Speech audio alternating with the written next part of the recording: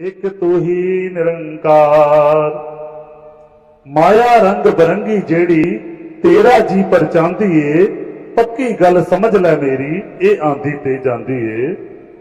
सात संगत जी प्यार से कहना धन निरंकार जी। अवतार वाणी के इस शब्द में ये जो माया के ऊपर ये बात से शब्द में दर्शाया जा रहा है कि ये संसार में जो दिख रहा है, संसार भी अपने आप में पूरा का पूरा या जो कुछ भी हम देखते हैं अपने जीवन में अनुभव करते हैं, इन आँखों से जो कुछ दिख रहा है वो सब माया ही है। वो इल्यूजन रूप में जो कहा जाता है कि कैसे ये माया के का ही रूप है संसार, उस तरह की आज है कल नहीं, क्षण भंगुर वाली बात कि ये इसका तो आना जाना लगा ही रहेगा। जैसे कभी एक उदाहरण के तौर पे एक चीज हमारे जीवन में अगर अभी हमको भूख है तो हमारे आगे भोजन आ जाता है, तो उसके बाद हमारा इच्छा ये पहले रहती है कि भूख लग रही है तो भोजन दिखे, पर जैसे ही हमारा वो पेट भर गया, हमारी वो इच्छा की पूर्ति हो गई, तो फिर बस हम बीच में कभी कभी तो पूरा फुल्का भी नहीं समाप्त करते, आधे में ही छोड़ देते हैं। वैसे ही कोई भी चीज अगर है जो हमको भ्रमित भी करती है, लौड़ करती है अपनी तरफ, कि कैसे ये आकर्षण जो है इतनी चमक दमक दुनिया की कि कुछ भी देखा जाए हम उसकी तरफ इतने प्रभावित हो जाते हैं कि हम ये भूल जाते हैं उस समय कि कोई चीज हमको टेम्पररी ये सुख दे रही है, ये साधन सिर्फ जिंदगी जीने के लिए है, पर हम इतने इम्पोर्टेंस दे देते हैं वो साधनों को ही कि अपनी जिंदगी को उन साधनों के इर्द गिर्द घुमा लेते हैं। तो इस पे हमको विचार करना चाहिए कि कैसे सिर्फ ये जो माया का रूप ये परछाने वाला है, तो जब तक ये याद रहेगा कि ये एक आने जाने वाली चीज नहीं है, ये टेम्पररी है, ये कोई परमानेंट चीज नहीं है, तो उतना ही हम उससे एक अपना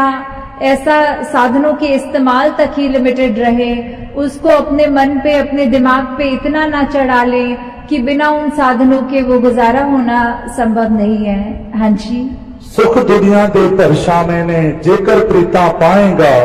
टल गए परछावे जिस तम रोएगा कुरलाएगा। तो यहाँ परछाओं की तरह ये दुनिया में सब ये माया को कंपैरिजन में किया जा रहा है कि जैसे अगर हम कहीं खड़े होते हैं, हमारे अगर पीछे से लाइट आ रही हो तो अपनी परछाई हमें आगे दिखती है, और अगर हम उसको पकड़ने की भी कोशिश करेंगे तो जितनी तेज हम आगे परछाई की तरफ जाएंगे उतनी तेज परछाई और आगे को जाएगी। तो ये माया भी उसी के संतुलन, उसी मुकाबले में ऐसे ली जा रही है कि ये तो एक परछाई ही है, हम चाहकर भी वो परछाई को नहीं पकड़ सकते, और जितना पकड़ेंगे उतना और उसका प्रभाव हमारे ये मस्तिष्क में आएगा, ये इस तरह हमारे जीवन में उसका असर आएगा। तो इन परछाओं को, ये टेम्पररी चीजों को, कि अभी आज एक खिलौना बच्चे को चाहिए, जैसे वो उसको माता पिता वो दिला देते हैं, तो अब कल को वो उस खिलौने से ही बोर हो जाता है, वो बस उसने जितना खेल लिया एक आधे दिन में खेल के, अब अगले दिन उसकी इच्छा एक नए खिलौने की तरफ करती है। तो वैसे ही हमारे साथ भी होता है कि जितनी भी ये परछाई रूप है, ये माया है, ये जो सिर्फ दिखाने के लिए है सामग्री, वो हम उसको निरंकार से ज्यादा जुड़े ना कि वो सामग्री से। हाँ जी। जो कुछ अखी नजरी आंदा आवन जावन वाला है, अकलों अन्ना मूर्ख बंदा जो इस दामत वाला है। तो अब यहाँ कहा जा रहा है कि कैसे एक जो माया में पूरा दिन अपना व्यतीत कर रहा है, माया को ही सब कुछ मान रहा है, और ऐसे वो क्लेम करता है कि उसको ये सब चीजें अच्छी अच्छी दिख रही हैं, वास्तव में उसको इसमें एक अंधे व्यक्ति से कंपैरिजन किया गया है कि वैसे तो अंधा वो होता है जिसको नजर नहीं आता, पर यहाँ आंखें होते हुए भी क्या चीज देखनी है, क्या चीज इम्पोर्टेंट है, उसको तो नहीं देख रहा, वहां आंखें बंद हैं, और जिन चीजों की कोई ऐसी अहमियत नहीं है, जो हमेशा कायम दायम रहने वाली चीज नहीं है ये माया, उसको ही लेकर उसी के पीछे उसी को ही पकड़ के इस तरह बैठ गया। तो फिर इसीलिए उसको ये कहा जा रहा है कि ये बिल्कुल एक उस तरह है कि चीज होकर भी अगर आंख बंद कर लें तो फिर वो अंधे की तरह ही यहाँ पे तुलना हो रही है। हाँ जी। चलदे नाल प्रीतां लाके आखिर रोना पैंदा है, हथ पल्ले नहीं पैंदा कुछ भी, सब कुछ खोना पैंदा है। तो अगर पूरी जिंदगी ही ऐसे व्यतीत हो जा रही है और बिल्कुल अंत समय में जब ये एहसास होता है कि कैसे यहाँ पे हमको जो करना था इस जीवन काल में वो तो हमने किया नहीं और हम सिर्फ माया में ही भ्रमित रहकर माया का ही सहारा लेते गए, जबकि हमको इस जीवन काल में प्रभु परमात्मा का एहसास करते हुए, पहचान करते हुए सिर्फ प्रभु परमात्मा की ही एक लगन में जहाँ रहना था, वहाँ हमने प्रभु परमात्मा निरंकार को तो वो प्राथमिकता नहीं दी, पर अपनी ये मटेरियलिस्टिक लाइफ को ही इतनी महत्ता दे रहे थे कि ये भी बात जरूरी है कि हम आए हैं संसार में तो हमारा परिवार भी है, हमारी रिस्पॉन्सिबिलिटीज भी हैं, जिम्मेवारियां भी हैं। तो ऐसा नहीं है कि माया से बिल्कुल कट ऑफ करने की बात हो रही है। ये है कि चीजों का जो बनी है उपयोग के लिए उनका उपयोग करें, उनका सदुपयोग करें, पर उनको अपने ऊपर इस तरह हावी ना होने दें कि कैसे अगर वो चीज हमारे से छिन जाए तो इतना उसका असर हमारे ऊपर हो कि हम निराश हो जाएं या फिर इतनी एक्सट्रीम में ले जाएं कि अपनी जिंदगी को ही वहां समाप्त करने के ख्याल आए। तो हमें ये सब चीजों से उठना है। सिर्फ ये प्रभु निरंकार परमात्मा जो हमेशा एक ही रहता है, सहज रूप में है, और उसी की ही ये मजबूती लेते हुए अपने जीवन को चलाते जाना है। हाँ जी। नाल संत दे प्रीत करे जो सुख ओ सारे पा लेंदे, संत अवतार करे जे कृपा अपने नाल मिला लेंदे। तो कैसे संतों का योगदान रहा है एक इंसान पर कि कैसे वो प्रभाव इस तरह अपना छोड़ते हैं कि जब हम सत्संग में आते हैं और यहाँ का प्रभाव उस तरह जो वचन बोले जाते हैं उनको इस तरह से अपने जीवन में उतारते हैं कि हमें फिर ये लगता है कि संतों ने हमारे को सही मार्ग दिखाया है। युगों युगों से आज की बात नहीं, ये जब से दुनिया कायम दायम है संत प्रवृत्ति वाले सभी ने यही शिक्षा दी है, वही मार्ग बताया है कि कैसे हमें अपने आप को फोकस रखते हुए ठीक डायरेक्शन पे एक जो रास्ता है वो सही चुनाव करना है। हमें कैसे सिर्फ अच्छाइयों को ही देखना है, किसी के अंदर खामी नहीं देखनी।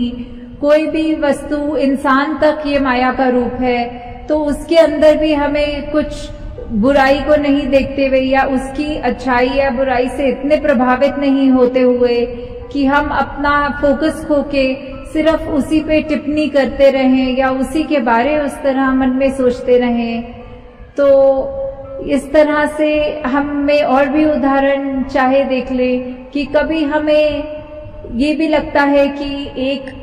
माया का रूप कोई गैजेट ले लें, कोई फोन वगैरह कुछ भी ले लें, जब तक वो नया है हम उसकी कितनी संभाल करते हैं। दिन ब दिन जैसे जैसे वो पुराना होता जाता है फिर हमें उसकी इतनी परवाह नहीं रहती जितना पहले रहता है, और उसके बाद वो मन फिर से करता है कि अब अपने उस गैजेट को बदल लें और कोई नई एक चीज खरीदी जाए, उसको रिप्लेस किया जाए। तो ऐसे ही संसार ने तो ये जो वस्तुएं हैं इनका तो ये चलना रहता ही रहेगा, पर हमारे को ये संत ये क्या सिखा रहे हैं, ये सत्संग में आने का हमारा मकसद क्या है, ये सिर्फ प्रभु परमात्मा निरंकार की बात कि कैसे हमको एक ये गौतम बुद्ध भगवान जी ने भी यही अपने ये भावों में रखा था। उन्होंने दोनों जिंदगियां देखी थी कि कैसे वो एक राजा के रूप में भी जिंदगी को बिताते हुए, महल माड़ियां होते हुए, और फिर एक वो उनकी मेडिटेटिव वो जिंदगी जहां उन्होंने अपने आप को अलूफ करके बिल्कुल अकेला करके, तो बीच में उन्होंने एंड में जो निष्कर्ष निकाला वो उन्होंने यही निकाला कि दुनिया के ये जो दो एक्सट्रीम्स हैं इसको तो हमने उस तरह नहीं अपनाना, पर ये जो मध्य मार्ग है, ये जो बैलेंस है, इसको मध्य मार्ग को ही हमको चुनना है कि जहाँ ना बिल्कुल कोई उतराई की बात, ना बिल्कुल चढ़ाई की बात, बस एक ही बात कि कैसे हमको अपने जीवन में ये सारी माया होते हुए भी, ये संसार जो माया का रूप है वो होते हुए भी हमें कैसे उस माया से बचते हुए सिर्फ और सिर्फ ये परमात्मा में अपना ध्यान जोड़ना है। कैसे हम ये जो ब्रह्म ज्ञान की दात जो प्राप्त कर चुके हैं, उसके बाद भी अगर हम उससे ज्यादा, निरंकार से ज्यादा इम्पोर्टेंस अगर और किसी को दे रहे हैं, तो इसमें कमी हमारी ही है कि हम कैसे उसको इतना जो अनमोल सी वस्तु है उसको लेते हुए ध्यान में नहीं बल्कि और चीजों में दिन रात लगे हुए हैं। तो ऐसे ही वही बात कि जहाँ पे हमें एक जैसा नहीं अपना जीवन को सहज भी बनाना है, हमें उतार चढ़ाव कैसे भी हो, कोई भी हमें किसी भी भ्रम में डाल दे। कभी कभी माया तो इतने सूक्ष्म रूप में भी आती है कि हमने चाहे किसी को उस तरह से देखा नहीं हो, पर कोई अन्य व्यक्ति कह देता है कि पता है वो फलाने बंदे ने आपके बारे में ऐसा कुछ कह दिया है,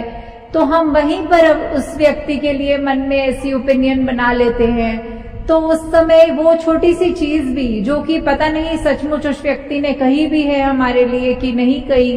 फिर भी वो ओपिनियन बनाकर हमारे को उस समय वो उस तरह भी भ्रमित किया जा रहा है। तो बस यही बात कि अंत में कि ये जो डिटैच्ड अटैचमेंट वाली बात होती है कि हमें ये जीवन मिला है, ये सारे सुख समृद्धि मिलती है,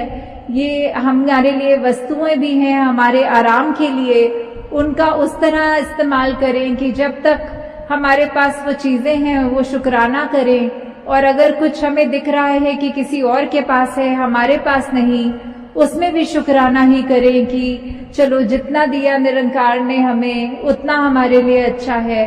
और उन चीजों का ऐसा प्रभाव भी ना पड़ने दे कि कभी अगर वो चीज हमारे पास थी और अब आज की डेट में नहीं है तो इतना उससे हम अटैच हो गए कि अब उसका ना होना हमारे को अंदर से हमारे मति भी मार रहा है, दिल को भी बुझा रहा है और ऐसे डिप्रेसिव ख्याल दे रहा है। तो दासी ने पहले ही बहुत आप सबका समय ले लिया है और आज संगत भी इतने उत्साह से दूर दूर से आई है, सिर्फ पठानकोट की ही नहीं, आसपास के जम्मू के भी और भी इलाके जितने भी आसपास हैं। तो ये जो उत्साह है आप सबका सेवा के प्रति, सिमरन के प्रति, सत्संग के प्रति, ये बढ़ता चला जाए। और जिस तरह अभी भी महापुरुष जिक्र कर रहे थे कि आज जहाँ हम सत्संग कर रहे हैं वो जंगल के रूप में ये एरिया था, और किस तरह आप संतों की सेवा लगकर ही ये इस रूप में हमको हो सका पॉसिबल कि यहाँ अब ये विशाल प्रांगण के अंदर आप सब आराम से बैठ रहे हैं। तो दासी और समाना लेते हुए इन्हीं शब्दों से आपसे आज्ञा चाहेगी, और यही अंत में फिर से गुजारिश कि जब हम अगर सत्संग में हैं तो सत्संग को प्लीज सत्संग की तरह ही लें। वो कोई मेला नहीं है, वो कोई ये बात ना सोचते हुए कि हम बस आएंगे आपस में सहेलियों के साथ बैठ के बातें करके घर को जाएंगे। नहीं, ये तो इतना ऊंचा स्थान है सत्संग का। यहाँ एक एक वचन भी अगर हम नहीं अगर मिस कर रहे हैं आपस की बातों में, और वो वचन पता नहीं कितना अनमोल है, उसने हमारे जीवन का क्या क्या बदलना है, क्या क्या रूप निखारना है, हम संगत होते हुए भी संगत को नहीं सुन रहे हैं। तो